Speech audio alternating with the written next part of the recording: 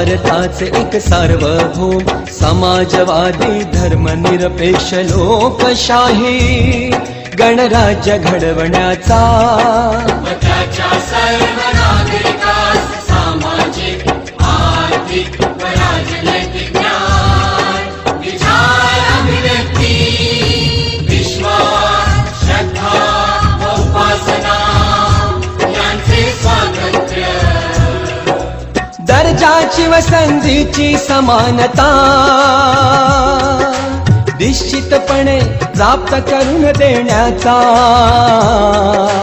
आणि त्या सर्वांमध्ये व्यक्तीची प्रतिष्ठा व राष्ट्राची एकता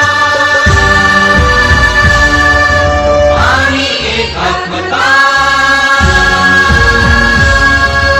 यांचे आश्वासन देणारी बंधुता प्रवर्धित करण्याचा संकल्पपूर्वक निर्धार